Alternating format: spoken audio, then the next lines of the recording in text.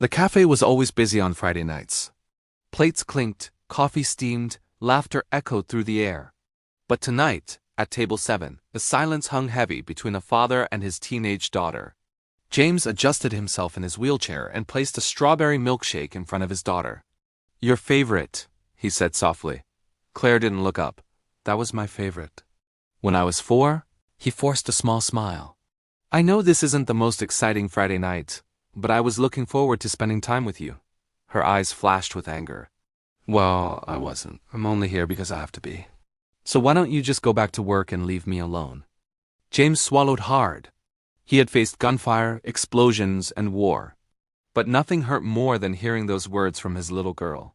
"Do you talk to your mom like that?" he asked quietly. "Why would I?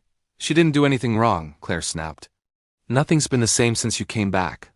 My whole life changed. But I guess fighting for people you didn't even know was more important than your own family. And look at you now." The words cut deep. James looked down at his legs, at the chair he couldn't leave. He had heard insults from strangers before. But not from her. A customer at the next table bumped into him on purpose. "See, you can't bust tables in a wheelchair," the man sneered. "What are you even doing here? Leeching off the government?" James said nothing. He'd learned long ago that some battles weren't worth fighting. But then, everything changed. The bell over the door rang. 2 masked men burst in, waving a gun. "Wallets on the floor. Nobody move or someone gets hurt." The room froze. A woman screamed. Dishes shattered on the floor. One of the robbers pointed his gun at Claire. "Is that your daughter, old man?" he sneered. Must be tough having a loser for a dad. James felt his blood run cold.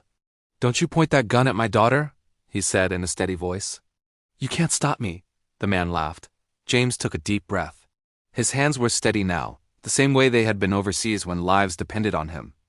"You should be careful with that gun," he said. "Put a Colt 45 in a plastic bag and fire.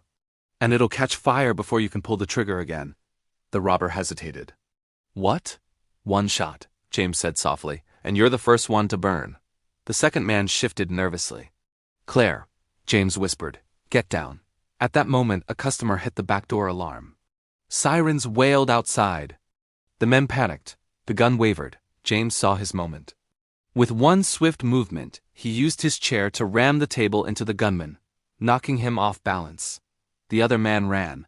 Officers burst through the door seconds later. "Hands where I can see them." The gun clattered to the floor. The robbers were down. No one was hurt. Claire was shaking, tears streaming down her cheeks. "How did you do that?" she whispered. "You were the only one who wasn't scared." James let out a shaky laugh. "Oh, sweetheart." "I was terrified, but not for me. For you." She threw her arms around him, crying into his shoulder. "Dad, I'm so sorry. I've been so angry, but I almost lost you again tonight. And I don't ever want that to happen." He held her tight. "It's okay." "I get it. I've been angry too. But we're still here, together, and that's what matters." From that night on, things began to change between them. The wheelchair wasn't what she saw anymore. She saw her father, the man who had fought for strangers and, when it mattered most, fought for her.